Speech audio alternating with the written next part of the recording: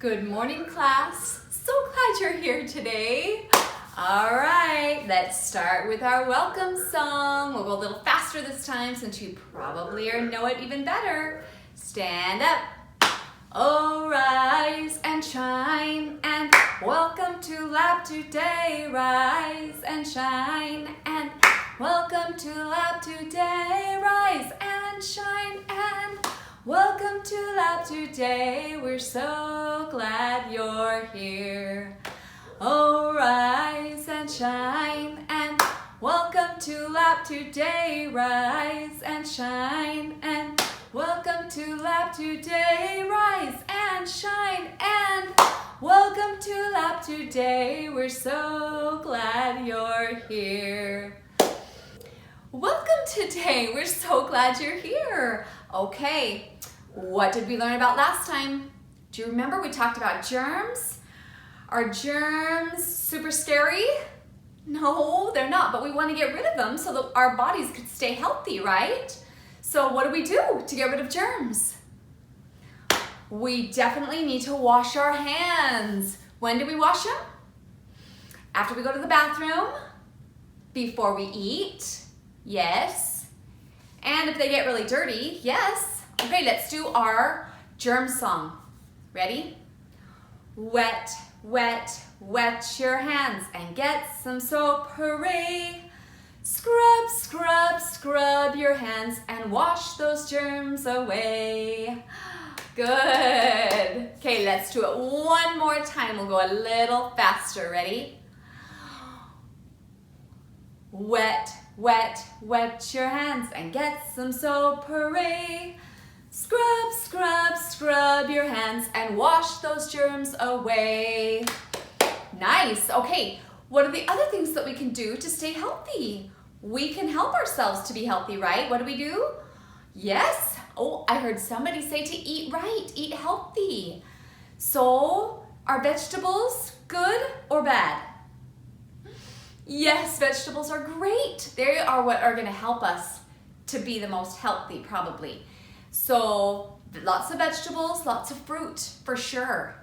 What else helps us to stay healthy? Yes, I heard somebody say being active, running around. Yes, we want to exercise, we want to go out and play, we want to play sports, we want to run around. We don't want to just stay still because then our muscles don't get a chance to get worked out and to grow. So eating vegetables and fruit, being active and exercising. What else? Yes, we want to get rid of our germs also by brushing our teeth and by taking a bath or a shower and getting all clean. Yes, those are all good things. And there's one other thing that I was thinking that helps us to be healthy. Do you remember? Going to bed on time and getting good sleep, right? Excellent. Now, in our story about Schubert, he learned how to use his big voice, didn't he? Even if it's scary to tell someone how we feel, stop, I don't like it, are powerful words to say that we need to be able to tell other people if they're bugging us or hurting us. Do you remember Mrs. Bookbinder? She said, we're all magic. We need to believe in ourselves and we need to believe in other people. And so when we say stop, I don't like it, then we're giving other people, we're believing in them, we're giving them a chance to make a good choice too. So Schubert, he went over to Big Benny. What had Big Benny done? He had taken his apple that was meant for Miss Bookbinder, right? And he was so upset, but he didn't know what to do about it. And Miss Bookbinder taught him to look him in the eye and say in a strong voice, really firm, say, Big Benny, give me back my apple. And then what did Big Benny do? Yes, he gave it back. And Big Benny felt better and Schubert felt better too. Our words have power, don't they? We need to use our big voice. Okay, I want to tell you another story about Schubert. This one is called Schubert is a Star. Okay, this is by Dr. Becky A. Bailey and illustrated by James Hercock.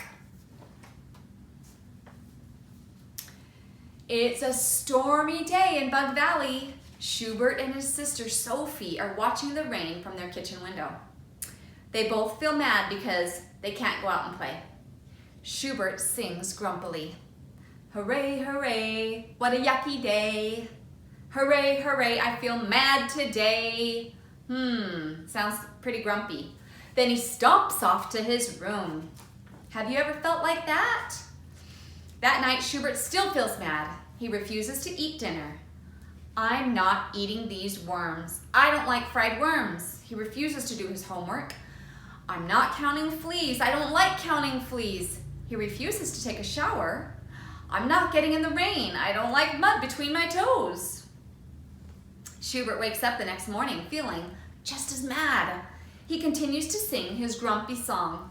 Hooray, hooray, another yucky day. Hooray, hooray, I still feel mad today.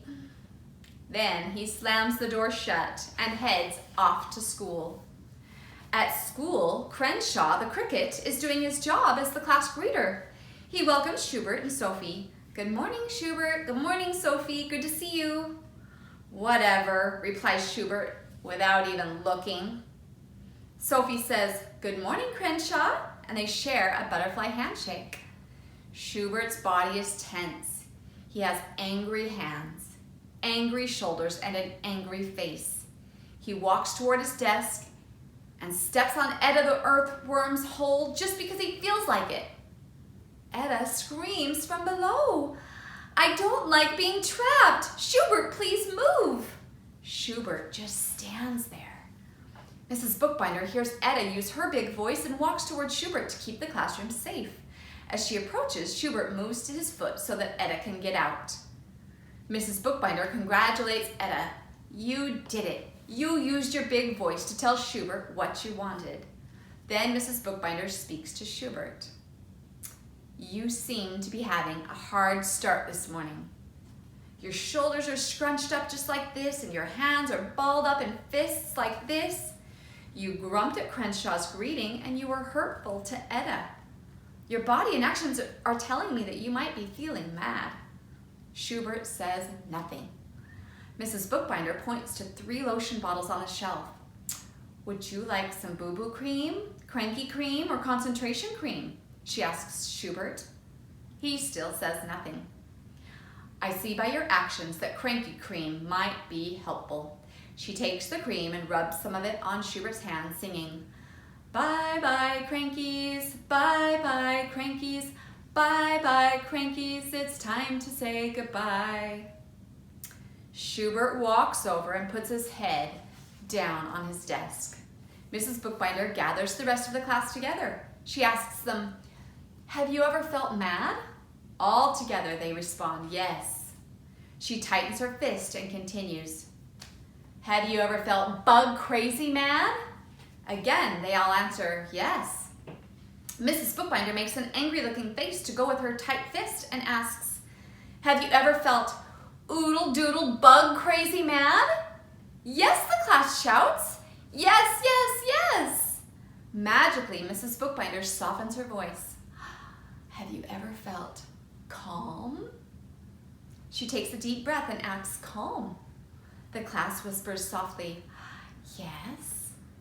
Relaxing her face, she asks, have you ever felt caterpillar calm? They all whisper, yes. In her most peaceful voice, Mrs. Bookbinder asks one more time, have you ever felt oozy doozy caterpillar calm? The class chants gently, yes, yes, yes. Which one helps you feel safe? Caterpillar calm or bug crazy mad? Mrs. Bookbinder asks the class. Most of the class picks caterpillar calm. Mrs. Bookbinder then wonders, do you know how to change from bug crazy mad to caterpillar calm? The class sits totally still. No one knows the answer. With a gleam in her eye, Mrs. Bookbinder announces, we're in luck. Schubert came to school bug crazy mad, giving us all a chance to learn how to become caterpillar calm. I'm going to teach you 3 ways to turn bug crazy mad into caterpillar calm. Schubert, are you willing to demonstrate the first way? Asks Mrs. Bookbinder as she holds up one finger. Schubert nods yes as he walks to the front of the class. Follow me and do what I do. I'm going to teach you draining, Mrs. Bookbinder instructs. Hold your arms out straight in front of you and make your hands into fists. Tighten all the muscles in your arms and squinch your shoulders up and tighten your ears. Squeeze the muscles in your face tight. Tight. Tighter. Now take a deep breath. Breathe out and relax. Opening your fists up and letting all your anger drain out through your hands. Let your bug crazy mad feelings drain out of your body like water out of a sink faucet. Schubert follows Mrs. Bookbinder carefully. Mrs. Bookbinder turns to the class and says, let's all try draining. Okay, I want for you to try it too. Ready? As Schubert and the class practice draining, Mrs. Bookbinder tells them, you're doing it, you're doing it. You held your hands out tight. Okay, did you hold your hands out tight? And squinch them? Tighten, tighten, tighten, tighten, tight, tight. And your shoulders? Ooh. And then take a deep breath. And open up your hands slowly and let it all drain out. And how do you feel? Calm. She says, you're doing it. You held your arms out tight and let all your anger drain away just like this. Now you're ready to learn the second way to change bug crazy mad to caterpillar calm. She looks at Schubert. Are you willing to try again, Schubert? Feeling more relaxed, Schubert answers, yeah, let's do another one. Follow me and do what I do. I'm going to teach you how to balloon. She puts both hands on your head and lock your fingers together. Breathe in deeply and raise your hands up over your head like your air is filling up a big balloon. Sniff in more air and it's going up. Sniff in more air, one more time. Sniff it and let it get bigger. Then let the air out as you drop your hands back down to your head. The entire class went as they emptied their pretend balloons. Angie, one of the 3 ant triplets, giggled, the air filled up my body with love. Schubert adds, I like ballooning. I don't feel so yucky anymore. Good for you, Schubert, replies Mrs. Bookbinder. Mrs. Bookbinder holds up 3 fingers as she continues. Now, are you ready for the third way to change bug crazy mad into caterpillar calm? This time Schubert nods with excitement and interest. All eyes are on Mrs. Bookbinder as she pulls out a star wand. With glitters and tassels, she says, the third way to change bug crazy mad into caterpillar calm is to be a star. Star means stop, take a deep breath, and relax. Mrs. Bookbinder touches the wand on Schubert's shoulder as he demonstrates. He stops what he's doing. S in star stands for stop. He stops what he's doing. Then the T stands for takes a deep breath. A is for and R is for relaxes his whole body. Benny jumps up and starts dancing and singing. If you're angry and you know it, be a star. If you're angry and you know it, be a star. Hold on, Benny, guides Mrs. Bookbinder. We have a place in the classroom where you can use these 3 skills when you feel bug crazy mad. It's called the safe place. I'm gonna try it out, shouts Crenshaw, and he sits in that place and he starts draining. Next, Lucinda and Etta go to the safe place and practice ballooning. I'm gonna be a star, announces Schubert as he tries out the safe place. It works, he shouts. I changed from feelings of oodle doodle bug crazy mad to oozy doozy caterpillar calm. Mrs. Bookbinder beams with love as she says, "Yes, you did it, Schubert. You used your star power." The class gathers around the safe place as Schubert begins to sing a song. Hooray, hooray, mad is okay. Hooray, hooray, calm's a better way. Hooray, hooray, I changed my yucky day. Hooray, hooray, I'm a star today. So what do you think about that? Let's try it. Let's try our draining first. Remember, we put our hands out, our fists out, and we get as tight as we can. Squeeze. Really tight, really tight, really tight, really tight. And then take a deep breath and let it all out. Can you feel the anger or the tightness dripping away and you go to calm? And then there's the ballooning, where you put your hands on top of your head, lock your fingers together, and you breathe in, and your hands go up as you are blowing up your balloon, right? And then drain the balloon. And then my favorite is the star. STAR stands for stop, take a deep breath, and relax. So pretend you're really frustrated. Someone did something frustrating to you and you're mad about it, okay? Oh, now you're gonna stop, take a deep breath, and relax. It's something you can do anytime, wherever you are. It works to help stay calm. And we want to stay calm because we can make better decisions that way. We can feel more love that way. So like Schubert's saying, being calm's a better way. We all get mad sometimes, and that's okay. But being calm is a better way, isn't it? Our next story is about a train. The little engine that could. This story is by Watty Piper. It's super old and still super good. Okay, it goes like this. Chug, chug, chug, puff, puff, puff, ding dong, ding dong. The little train rumbled over the tracks. She was a happy little train, for she had such a jolly load to carry. Her cars were filled full of good things for boys and girls. There were toy animals, giraffes with long necks, teddy bears with almost no necks at all, and even a baby elephant. Then there were dolls. Dolls with blue eyes and yellow curls, dolls with brown eyes and brown bobbed heads, and the funniest little toy clown you ever saw. And there were cars full of toy engines, airplanes, tops, jackknives, picture puzzles, books, and every kind of thing a boy or girl could want. But that was not all. Some of the cars were filled with all sorts of good things for boys and girls to eat. Big golden oranges, red-cheeked apples, bottles of creamy milk for their breakfasts, fresh spinach for their dinners, peppermint drops and lollipops for after-meal treats. The little train was carrying all of these things to the good little boys and girls on the other side of the mountain. She puffed along merrily, but then all of a sudden, she stopped with a jerk. She simply could not go another inch.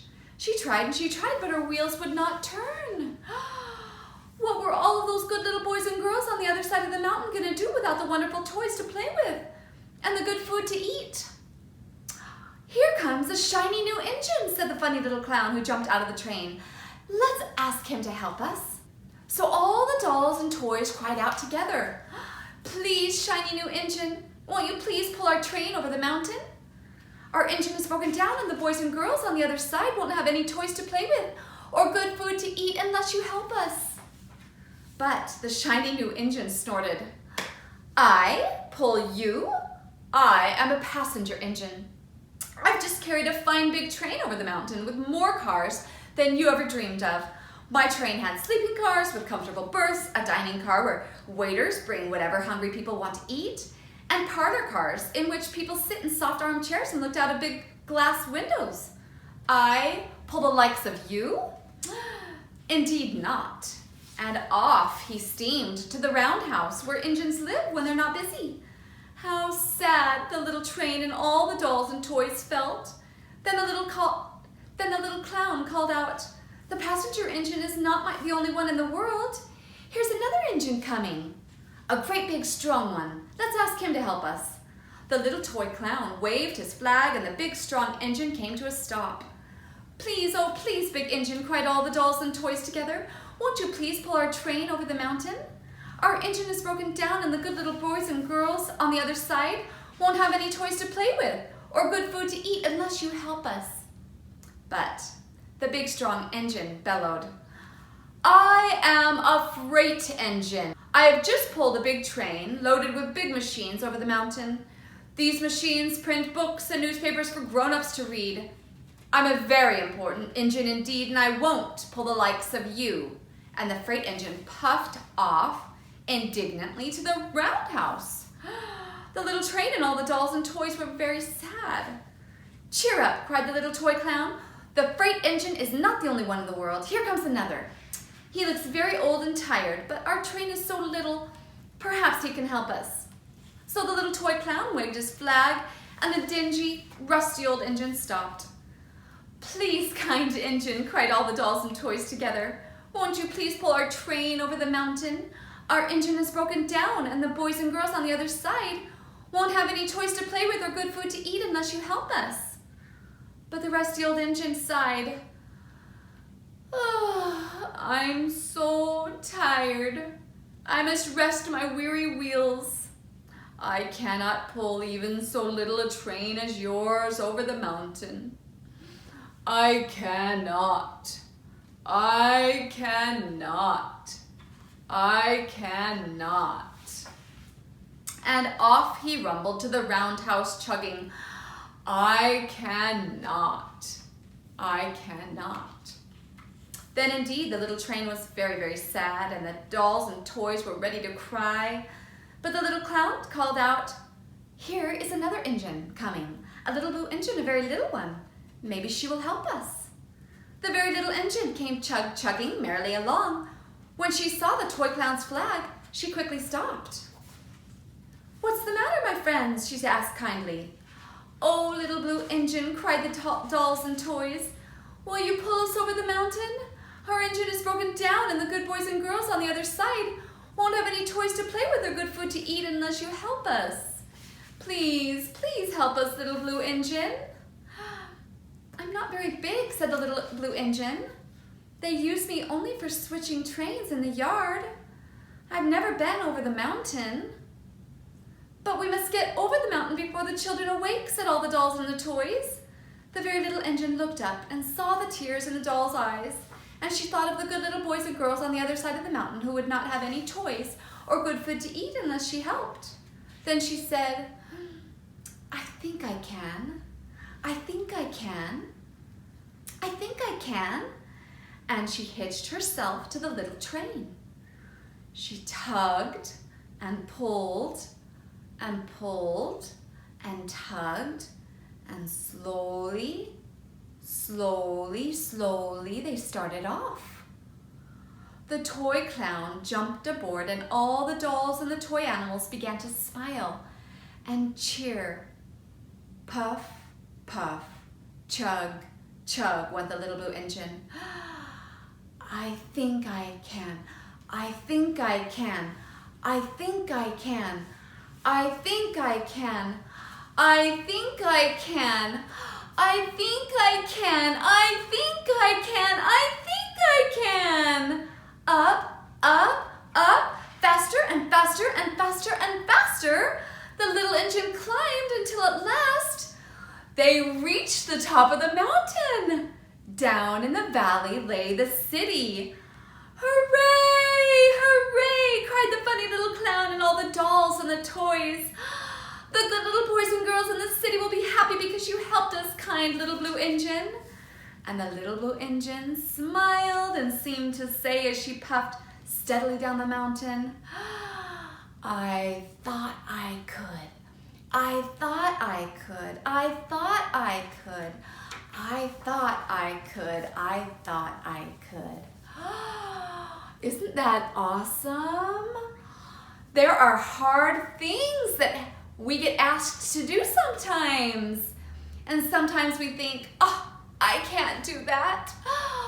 Has your mom or dad ever asked you to do a job or do something that you didn't like or something you thought you couldn't do? And did you say, oh, I can't do that? We don't want to say I can't. At preschool, you're going to learn how to cut. You're going to be practicing your sounds and learning to read. They are going to be things that are new and that can be hard. But you can do hard things. And when we tell ourselves, I think I can, I think I can, I think I can, then we can. We can. When we tell ourselves that we can do things, then it empowers us and it helps us to actually be able to do them. So always tell yourself, remember to tell yourself that you're awesome, and remember to tell yourself, I think I can, I think I can, to all of those hard things, because you can do it. Okay, these are our first 5 numbers. Do you know this one? Everybody say 1, 1. What's this next one? 2, everybody say 2. What's this next one? 3, say 3. What's this next one? This is a 4, everybody say 4. And this one is a 5. Everybody say 5. Okay, I'm gonna mix them up. I'm gonna mix them up and let's see if you can still get them. What's this one? Everybody say 5. What's this one? 3. Good. This one's a 2. A 4. 1. Good. Okay. 5 little monkeys jumping on the bed. One fell off and broke his head. Mama called the doctor and the doctor said, no more monkeys jumping on the bed. 4 little monkeys jumping on the bed. One fell off and broke his head. Mama called the doctor and the doctor said, no more monkeys jumping on the bed. 3 little monkeys jumping on the bed. One fell off and broke his head. Mama called the doctor and the doctor said, no more monkeys jumping on the bed. 2 little monkeys jumping on the bed. One fell off and broke her head.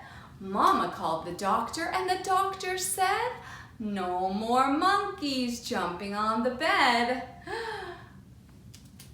1 little monkey jumping on the bed. She fell off and broke her head. Mama called the doctor and the doctor said, no more monkeys jumping on the bed. So now there's none. There's 0, huh? Good. And can you tell me what these shapes are? Can everybody say diamond? Diamond. This is a green diamond. What shape is this? A circle. Good. This is an orange circle. Orange circle. What shape is this? A square. This is a red square. What's this shape? A star. A purple star. What's this shape? A rectangle. A blue rectangle. What's this shape? 1, 2, 3, 4, 5, 6, 7, 8 sides. An octagon. An octagon, a pink octagon. What's this shape? An oval, a green oval. What's this one? 1, 2, 3, 4, 5 sides, so it's a pentagon. Pentagon, a yellow pentagon. And what is this shape? A triangle. If it has 3 sides, it's a triangle, and this is a brown triangle. And back to our diamond.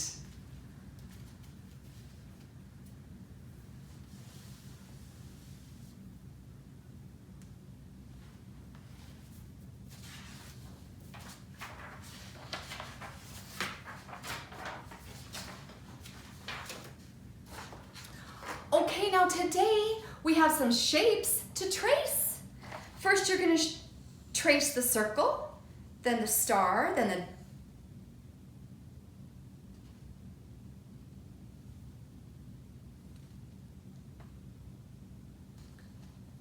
triangle, then the square, and then the ovals.